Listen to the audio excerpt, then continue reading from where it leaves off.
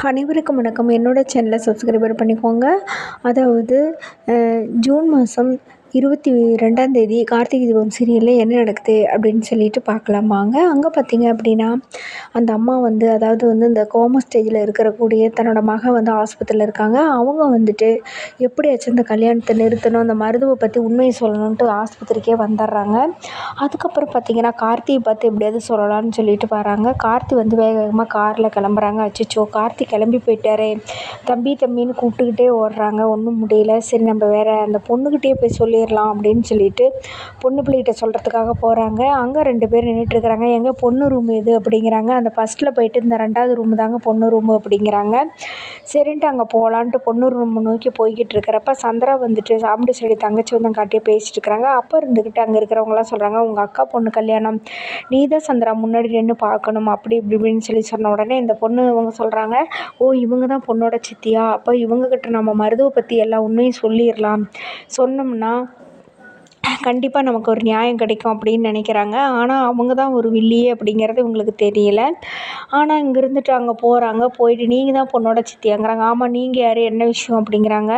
ஒன்றும் இல்லைங்க, அந்த இப்போ ரேவதி கல்யாணம் பண்ணிக்க போகிற மருதுங்கிறவர் ஒரு ரெட்டு, அவர் ஒரு மோசமான ஆள் அப்படி இப்படின்னு சொல்ல ஆரம்பிக்கிறாங்க. உடனே அங்கே இருக்கிறவங்கள நீங்களாம் போங்க அப்படின்னோடனே என்னம்மா சொல்கிறீங்க அப்படிங்கிறாங்க. ஆமாங்க அவர் ஒரு மோசமான ஆள், அவர் என் பொண்ணை வீணாக என் வாழ்க்கையவே கெடுத்துட்டாரு. இப்போ என் பொண்ணு கோமா ஸ்டேஜில் இருக்கிறா, அவரை பற்றின உண்மையை உங்கள் பொண்ணுக்கிட்ட சொல்லுங்கள், கண்டிப்பாக அந்த கல்யாணத்தை நிறுத்துங்க அப்படி இப்படின்னு சொன்னோடனே அவங்கள தனியாக கூப்பிட்டு போய், சரி அப்படியா, சரிம்மா வாங்க இங்கே வாங்க ஒரு ரூமுக்கு வாங்க அப்படின்னு சொல்லி கொண்டு போய் ஒரு ரூமில் அடைச்சி வச்சுட்டு போயிடுறாங்க சந்திரா.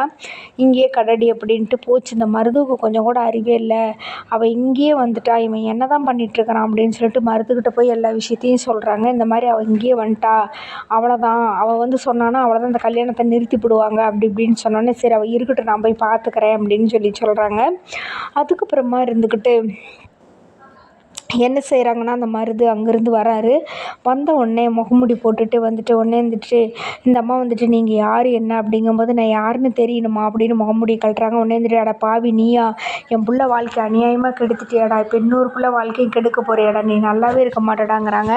நான் நல்லா இருக்கிறேனா இல்லையாங்கிறத அப்புறம் இருக்கட்டும், இப்போ நீ உயிரோடு அங்கேருந்து போறியான்னு நான் பார்க்குறேன் அப்படின்னு சொல்லிட்டு வாக்குவாதம் முத்துது. அப்போ ஒரு துணியை தலையில் போட்டு அந்த அம்மாவை அடின்னு அடிச்சுட்டு அப்படியே மயக்கம் போட்டு விழுந்துடுறாங்க. இந்த ஆள் வெளியில் வந்துடுறான். அங்கே அவங்க மயக்க நிலையில் படுத்து கிடக்குறாங்க ஒரு பக்கம். அதுக்கப்புறமா கார்த்தியும் பெரிய மாப்பிள்ளையும் பேசிக்கிறாங்க. என்னாச்சு, இந்த முருகன் ஆளையே காணோம், என்ன பண்ணாங்கங்கும்போது, இல்லைப்பா அந்த சிவனாண்டி அவனுங்களும் தான் கடத்திக்கிட்டு போயிட்டாங்க, அதாவது அவனை கொன்னுட்டு அந்த பழியை என் மேலே போடுறதுக்காக தான் பிளான் பண்ணிகிட்ருக்குறாங்க, அது என்னாச்சுன்னு தெரியல, ஆனால் அவனை நான் எப்படியோ காப்பாற்றி கொண்டுட்டு வந்தேன், ஆனால் மறுபடியும் அவன் அங்கே போய் அவங்கக்கிட்ட மாட்டிக்கிட்டான், இப்போ அவன் எங்கே இருக்கிறாங்கிறது மட்டும் எனக்கு தெரியும், நீ ஒரு உதவி செய் அப்படிங்கிறாங்க. சொல்லுமா அப்படிங்கிறாங்க. எப்படியாவது அந்த சந்திராவோட ஃபோன் நம்பரை இது பண்ணிட்டு அந்த ஃபோன் பண்ணி அவன் எங்கே இருக்கிறான் என்ன விவரம் அப்படிங்கிறத விவரமாக கேளுப்பா அப்படிங்கிறாங்க. ஓ அப்படியா, சரி நான் பார்த்துக்கிறேன், நான் கேட்டுக்கிறேன் விடுங்க அப்படின்னு சொல்லிட்டு, நான் பார்த்துக்கிறேன் சகல கவலைப்படாதீங்க அப்படின்னு சொல்லிட்டு வர்றாங்க. அப்போ சந்திரா அங்கே யார் கூடயே பேசிகிட்ருக்குறாங்க. அதை பார்த்துட்டு ஓ இங்கே தான் இருக்கிறீங்களா, இருங்க வரன்ட்டு ஜூஸ் ஒருத்தர் கொண்டு வர்றாரு, அந்த ஜூஸை கொடுங்க. நான் ஒன்று இல்லைங்க நானே கொடுத்துக்கிறேன், ஐயோ நீ நான் கொடுக்குறேன் குடியா, எங்கள் சொந்தக்காரங்களுக்கு நான் தான் கொடுப்பேன், நீ போய் சமையல் கட்டில் அந்த பாதாம் பழம் வாங்கிட்டு வந்து அந்த லைனில் போய் கொடு, ஓகேவா அப்படின்னு சொல்லிட்டு வர்றாங்க. வந்தோடனே அத்தை இருந்தாங்க ஜூஸ் எடுத்துக்கோங்க அப்படிங்கிறாங்க. எனக்கெல்லாம் வேண்டாமா அப்படிங்கிறாங்க. என்ன தப்பெல்லாம் சொல்லக்கூடாது, எடுத்துக்கோங்க அத்தை அப்படி இப்படின்னு சொல்கிறாரு. சொன்னோடனே அப்படியே மேலையில் இடிச்சிட்டு தண்ணி ஜூஸ் பாட்டில் அப்படியே புடவையெல்லாம் ஆயிடுது. உங்களுக்கு கொஞ்சமாவது அறிவு இருக்குதா மாப்பிள்ள, இப்போ நான் உங்களை ஜூஸ் கேட்டேன்னா தேவையில்லாமல் பண்ணிகிட்ருக்கிறீங்க அப்படின்னு உடனே லேடிஸ் டாய்லெட்டுக்கு போயிடுறாங்க. வெளியில் ஃபோனை வச்சுட்டு அவங்க போய் அதை அலம்புறதுக்காக போயிடுறாங்க. அப்போது இந்த சகலை என்ன பண்ணிடுறாங்கன்னா, கார்த்தியோட சார் அப்படியே போகிறாங்க. போயிட்டு அந்த செல்லை எடுக்கிறாங்க.